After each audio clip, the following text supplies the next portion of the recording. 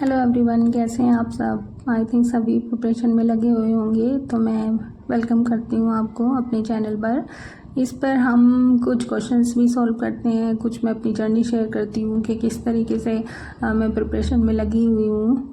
बच्चे हैं, 2 बच्चे हैं मेरे, तो उनके साथ में किस तरीके से अपनी प्रिपरेशन को जारी रखे हुए हूँ, क्योंकि ओवर एज काफ़ी एज हो जाती है और घर पर रह कर के स्टडी करना बहुत मुश्किल हो जाता है। उसके लिए डेली आपको मेंटली प्रिपेयर रहना पड़ता है कि कोई भी दिन ये नहीं सोचना है मैं काम करने के बाद थोड़ा ये थक जाता है, लेकिन फिर भी माइंड में ये रहता है कि नहीं, उठ कर के पढ़ना है, कि नंबर लाना है तो पढ़ना पड़ेगा।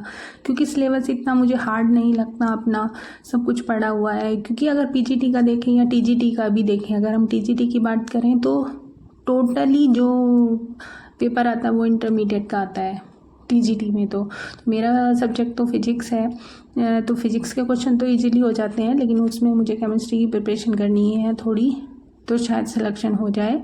और दूसरा ये है कि जो पीजीटी है, पीजीटी में भी मान कर के चलो कि 75 से 80% के बीच में तो इंटरमीडिएट का आता है, बाकी तो अप लेवल आता है, यानी बीएससी का भी आता है, उसमें से कुछ टॉपिक्स। तो सबसे पहले हमें ये लगाना है कि एकेडमिक अपनी बहुत अच्छी से कर लेनी है। मतलब 12th का जितना हमारा यूपी बोर्ड में जो हमें बुक लगाई हुई वो पढ़ लेनी है। आपके पास होगी भी अगर कोई पहले, क्योंकि बुक्स तो रखे रहते हुए हैं, तो कौन सी बुक्स लगी हुई है, डिफरेंट राइटर की बुक्स पढ़ें, एक ही राइटर की बुक ना पढ़ें, और उससे हमें बहुत बेनिफिट मिलता है। मैं तो ऐसे ही करती हूँ, मतलब जो भी मिलता है, चाहे हिंदी की मिले या इंग्लिश की मिले, प्लस एनसीईआरटी भी पढ़ना है। एनसीईआरटी भी बहुत मस्त है, क्योंकि उसमें ज़्यादा सिलेबस तो नहीं है, लेकिन उसके क्वेश्चंस का लेवल अच्छा है। ये मैंने एक फार्मूला बुक बनाई हुई है। आज का जो मेरा टॉपिक था कि मुझे कौन सा टॉपिक कवर करना है, तो मुझे जो टॉपिक कवर करना था वो था डॉपलर इफेक्ट, क्योंकि इसमें से एक क्वेश्चन तो आना ही है पीजीटी में। पहले तो पीजीटी का ही होगा अब एग्ज़ाम, तो इसमें से एक क्वेश्चन तो पीजीटी का आना ही है। ये पूरा चैप्टर है हमारा साउंड्स एंड वेव, इसमें से कम मार्क करके चलो कि 6 क्वेश्चन, 6 से मतलब 5 से 6 क्वेश्चन तो मिलने ही हैं इतने। तो वो किस में से आएंगे कि एक डॉपलर इफेक्ट में से आएगा, एक बीट्स में से आएगा, एक प्रोग्रेसिव वेव्स में से आएगा। तो इस तरीके से क्वेश्चंस हैं। तो मतलब ये समझो कि पाँच से 6 इतने क्वेश्चंस तो बनेंगे ही। तो जो टॉपिक मुझे अब मतलब जैसे वो जब पढ़ते जाते हैं तो ओरली लर्न भी होते जाते हैं कि कौन सा टॉपिक हमारा रह गया है, कौन सा टॉपिक हमें पढ़ना है, कितने मार्क्स का बन रहा है। जैसे इसमें से मुझे क्या पढ़ना है, साउंड एंड वेव्स पढ़ना है, तो इसमें से मैं क्वेश्चंस लगा के जाऊँगी, मतलब लगाती रहती हूँ बीच में से भी, क्योंकि इसका लेवल बहुत अच्छा है। एक तो ये कॉम्पिटेटिव एग्ज़ाम है कि किस तरीके से क्वेश्चन आजकल के उसमें पूछे जा रहे हैं, क्योंकि क्वेश्चंस तो और कहीं से नहीं देते, वो कहीं से भी सिलेबस होगा, या तो एनसीईआरटी से उठाएंगे, या फिर इन कॉम्पिटेटिव एग्ज़ाम से उठाएंगे, या फिर कहाँ से, इंटरमीडिएट की बुक से उठाएंगे, और तो कोई कहीं से क्वेश्चंस नहीं उठा सकते। तो वही बने बनाए क्वेश्चंस ही देते हैं, या थोड़ी वैल्यू इधर उधर कर देते हैं। इसमें से मुझे पढ़ के लगा करके क्वेश्चंस जाना है, और बस अपने आप को मेंटेन रखना है। मैं भी मेंटेन रखने की कोशिश करती हूँ, क्योंकि सर्वाइकल की वजह से ज़्यादा लंबा बैठ नहीं सकती, बहुत प्रॉब्लम होती है, लेकिन फिर भी मैं कोशिश करती हूँ। देखिए हमारे ये नेक्स्ट क्वेश्चन दिया हुआ है, ये भी डॉपलर इफेक्ट में रिलेटेड है। 30 मीटर पर सेकेंड की चाल से गतिमान एक कार है ना, ठीक है। इधर मान लेते हैं एक ये है, और ये है एक, देखते हैं इधर सोर्स होता है और इधर हमारा ऑब्जर्वर, ठीक है।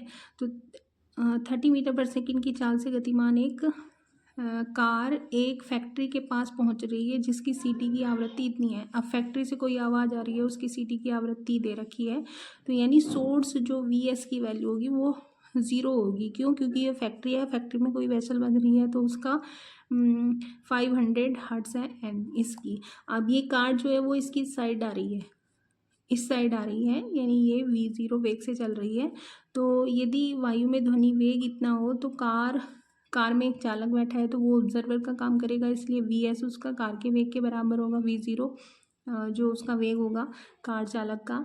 तो सुनी गई आवृत्ति निकालनी है, फार्मूला क्या होता है, आवासीय आवृत्ति कष्ट होती है n into V minus V zero upon, अब चूंकि ये इसकी ओर गतिमान है, ठीक है, इधर की ओर गतिमान है, तो यहाँ पे हम वी ज़ीरो का मान माइनस में लेंगे, तो माइनस में लेंगे तो ये प्लस हो जाएगा, ठीक है, इसकी ओर आ रहा है ना, और v माइनस बी एस, तो वी एस का मान तो शून्य होगा क्योंकि जो फैक्ट्री है वो तो स्थिर है ना, तो इसलिए हमें इसमें कोई वैल्यू नहीं रखनी है, और इसकी वैल्यू रखेंगे 500 एन की वैल्यू, और v और वी एस, वी ओ इस कितना वेग था इसका 340, ध्वनि का वेग 340 प्लस इसका वेग 20/340, ठीक है।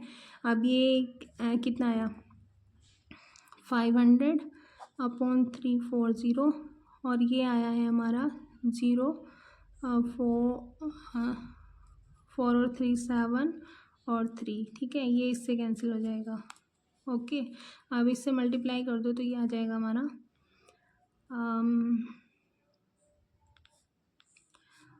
0 2 0 5 7 जा 35, 3 कैरी, और 5 3 जा 15 15 16 17 18 अपॉन 34, 34 से इसे कैंसिल कर दो, 17 2 से डिवाइड कर दो पहले इसको, 2 9 वो 2 9 जा 18, और 2 4 जा 2 2 जा 4, फिर 1 बचा 10, 2 5 जा 10 और 0। अब इससे 9250 वो कर देंगे, ये 5 टाइम जाएगा, 17 पंजे 85 उतने 85 अपॉन ये 12 में से 7 जाएगा तो कितने बचेंगे 7, ठीक है, 7 और 5 कैरी किया, यहाँ पे 5 लिखा, तो ये अब कितना 17 4 जा 74 जा 68, यहाँ पे माइनस करेंगे तो फिर से 7 आ जाएगा ना, 15 में से 8 जाएंगे तो कितना आ जाएगा 7, और ये 0 फिर से 4 टाइम चला जाएगा 68, ठीक है, तो ये कितना आ गया 544 आ गया। तो आंसर क्या है ये, इसका करेक्ट आंसर ये है। तो इस तरीके से डॉपलर इफ़ेक्ट के क्वेश्चंस करने हैं, तो वो किस तरीके से करनी है, एक प्रकाश में डॉपलर इफ़ेक्ट है और एक हमारा प्रकाश वाला भी देख लेना है, क्योंकि ये क्वेश्चंस भी आते हैं कि अगर एक टूटता तारा पृथ्वी की ओर आ रहा है तो वो किस कलर का दिखाई देगा, ठीक है, अगर दूर जा रहा है तो किस कलर का दिखाई देगा, तो वो तरंगदैर्ध्य पे रिलेटेड होते हैं, उस तरीके के क्वेश्चंस भी देखने हैं। और इसमें से एक न एक क्वेश्चंस हमेशा आता है, तो इसको मतलब अच्छे से तैयार करना है, मुझे भी करना है, इसको अच्छे से तैयार करके जाएं, और सिर्फ वही पढ़ें जो एग्ज़ाम में आने वाला हो, आने वाला मतलब पीछे के क्वेश्चंस देखें, उसको सिलेबस को ऐसे ना देखें, मुझे ऐसे नहीं देखना है कि कुछ भी पढ़ लिया, बस बुक में से पढ़ना है, इंटरमीडिएट की बुक्स निकालो, बस इंटरमीडिएट की निकालो, जितना ज़्यादा से ज़्यादा सिलेबस उसमें से कर सकते हो वो करो। देखो हम कुछ क्वेश्चंस देख लेते हैं जो डॉपलर इफेक्ट पे आधारित क्वेश्चन देख लेते हैं। एक क्वेश्चन ये है कि 440 हर्ट्ज आवृत्ति के एक ध्वनि स्रोत को 1.5 मीटर लंबी डोरी के छोर पर बांध करके 20 रेडियन प्रति सेकंड के कोणीय वेग से 36 साल में घुमाया जाता है, तो दूर खड़े श्रोता द्वारा सुनी जाने वाली उसकी आवृत्ति की परीक्षण बताना है। अब देखो ये है, जैसे कोई क्वेश्चन ऐसे करके दिया हुआ हो, सपोज दैट कि ये सर्कुलर वे में एक ध्वनि सोर्स हम ऐसे कर सकते हैं कि ये सर्कुलर वे में घूम रहा है, और इसको कहाँ से घुमाया जा रहा है, एक डोरी से बांध करके ऐसे, ये मान लो डोरी है, यहाँ इसका सेंटर पॉइंट होगा, तो यहाँ से ऐसे करके ये एक एंटी क्लॉकवाइज या क्लॉकवाइज जो भी डायरेक्शन हो, मान लो हम इस डायरेक्शन में ये ओमेगा कोणीय वेग से ऐसे करके घूम रहा है, तो ये इस ध्वनि स्रोत है, तो ये ओमेगा एस दे रखा है, यहाँ इसकी लेंथ दे रखी है, तो हम यहाँ से वी एस का मान निकालेंगे, वो हो जाएगा हमारा आर इंटू ओमेगा एस, जो वेलोसिटी होती है वो एंगुलर वेलोसिटी इंटू जो उसकी रेडियस होती है, यहाँ पे रेडियस आर के इक्वल होगी, आर होगा ये, तो यहाँ कितना था वो 1.5 इंटू वी एस का वैल्यू कितना है 20, तो ये आ जाएगा, ये टोटली आ गया हमारा 30, ठीक है। 30 क्योंकि ये मीटर में है, ये रेडियन पर सेकंड में है, तो ये मीटर पर सेकंड आ गया इतना। ठीक है। अब इसने कहा है कि 440 आवृत्ति के एक ध्वनि स्रोत को इस तरीके से घुमाया जा रहा है। ठीक है। तो इसमें दो आवृत्तियाँ सुनाई देंगी। एक तो जब ये मान लो ये श्रोता यहाँ पे खड़ा हुआ है, जो ऑब्जर्वर है वो इस पोजीशन पे है, तो जब ये सोर्स इसके पास आ रहा है तो आवृत्ति मैक्सिमम सुनाई देगी, एन मैक्सिमम। ठीक है। लेकिन जब ये इस पॉइंट को घूम करके ऐसे करके जाएगा तो यहाँ इस डायरेक्शन में आवृत्ति क्या है, मिनिमम सुनाई देगी। तो मिनिमम जब आवृत्ति सुनाई देगी, आभासी आवृत्ति जो होगी वो एन ओरिजिनल फ्रिक्वेंसीज की into V upon V minus V S, ये होगी जिस वेग से वो उसकी ओर आएगा इस टाइम पर। ये स्रोत जो है, जो सोर्स है वो ऑब्जर्वर की साइड आ रहा है, तो इसलिए वी डॉपलर जो आवृत्ति होती है वो ये होती है ना, किसी भी की भी आवृत्ति निकालने के लिए ये फॉर्मूला होता है, एन डैश आभासी आवृत्ति इक्वल टू होती है ओरिजिनल यानी उसकी वास्तविक आवृत्ति into V minus V zero. यहाँ पर जो वी ज़ीरो है वो ऑब्जर्वर का वेग है, लेकिन ऑब्जर्वर तो क्या है, वो तो स्थिर है ना यहाँ, तो वी ज़ीरो की वैल्यू तो यहाँ पे शून्य हो जाएगी, ज़ीरो ले लेंगे, और वी माइनस वी एस, क्योंकि अगर इधर आ रहा हो तो इसकी वेलोसिटी किस में लेंगे, पास आ रहा हो तो ये माइनस चिन्ह आएगा, अगर दूर जा रहा हो तो ये प्लस चिन्ह आएगा। तो यहाँ पर जब हम वैल्यू निकालेंगे इसकी, यहाँ मान रख देंगे 440 और इंटू वी की वैल्यू कितनी है 30, वो ये दे रखी है ध्वनि का वेग 330 और 330 माइनस ये वैल्यू आई है हमारी 30। तो हम इसे बार बार लिखेंगे नहीं, यहीं पे काट करके कितना आ जाएगा, ये इसमें से माइनस करेंगे तो 300 आ जाएगा ना। फिर हम इसमें से 1 0 यहाँ से चला जाएगा, 1 0 यहाँ से चला जाएगा। मैं इसको इससे कैंसिल करूँगी तो ये 1 टाइम, और 3 1 जा 3 और 3 1 जा 3 हो जाएगा। तो ये कितना आया 44 × 11, और 44 × 11 की वैल्यू जब हम इससे मल्टीप्लाई करेंगे तो कितना आ जाएगा 44 × 44 484। तो मैक्सिमम जो आवृत्ति आई वो हमारी ये आ गई। ठीक है। अब हम मिनिमम आवृत्ति जब निकालेंगे, जब श्रोता इससे दूर जा रहा हो, तो एंड मिनिमम की वैल्यू जब निकालेंगे तो वो निकालेंगे and into V upon V plus V S. ठीक है। या तो आप जब क्वेश्चंस को सोल्व कर रहे हैं तो हमने देखा कि क्वेश्चंस में जो मैक्सिमम आवृत्ति है हमारी आभासी आवृत्ति वो हमारी आई है 484। तो ये तो ऑप्शन में सिर्फ यही आ रहा है ना, तो सिर्फ इसे ही टिक कर दो, बाकी का आगे का मिनिमम निकालने की ज़रूरत ही नहीं है, क्योंकि हमारी तो हमने निकाल ली, एक्यूरेट आ रही है 484। तो उसमें हमारा टाइम जाएगा कि एन मिनिमम हम निकालेंगे, कैलकुलेशन करेंगे तो मिनिमम निकालेंगे तो उसमें टाइम जाएगा, तो हमारा ऑप्शन ये सही हो जाएगा।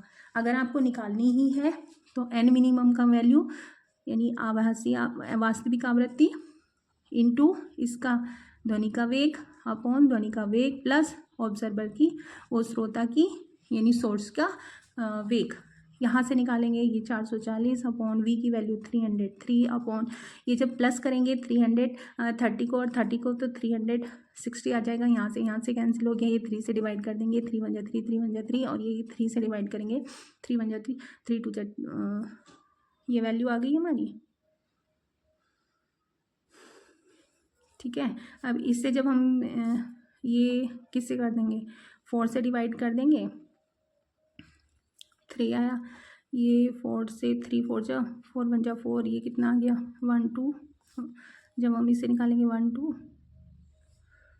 और 0 है ना, तो 0/3 से डिवाइड कर देंगे, दे रखी है 3 3 जा 9 होते हैं ना, तो वैल्यू कितनी आ जाएगी हमारी, यही आ रही है। वैसे हमने एक फ्रिक्वेंसी निकाली तो सीधा सीधा आंसर ये दे देना है और कुछ नहीं करना है। इसमें हमें सिर्फ यही चीज़ें ध्यान रखनी है कि किस तरीके से हम क्वेश्चंस को सॉल्व करें कि हमारा टाइम बचे, क्योंकि फिजिक्स में इतने लेंथी क्वेश्चंस आते हैं तो वो शॉर्ट मेथड से करना बहुत ज़रूरी होता है, क्योंकि लास्ट ईयर का जो पेपर आया था मतलब 2021 का, तो वो बहुत ही लेंथी पेपर था। उसमें से कुछ क्वेश्चंस पे तो हम अटक ही जाते हैं, नेचुरल चीज़ है, हर क्वेश्चंस तो नहीं आता, लेकिन अटकना क्वेश्चंस को, अगर हम किसी क्वेश्चंस पे अटक रहे हैं तो उसको छोड़ दो, उसको जाने दो, दूसरे पे बढ़ो, आगे बढ़ो। अगर ज़्यादा टाइम लग रहा है, नहीं समझ में आ रहा तो दूसरा क्वेश्चन देखो और आगे बढ़ो, वही हमें करना है। और सारा सोल्व नहीं करना, अगर हमारा हाफ सोल्व करके भी हमारा आंसर आ रहा है तो हमें हाफ ही सोल्व करना है और उसको टिक कर देना है। बस यही चीज़ें हमें सीखनी है कि हम कम टाइम में कैसे ज़्यादा से ज़्यादा क्वेश्चन सॉल्व करें। और क्वेश्चन देखते हैं हम इसमें से डॉपलर इफेक्ट में से कि किस तरीके के क्वेश्चंस आए हैं। देखिए हमारे ये नेक्स्ट क्वेश्चन दिया हुआ है, ये भी डॉपलर इफेक्ट से रिलेटेड है।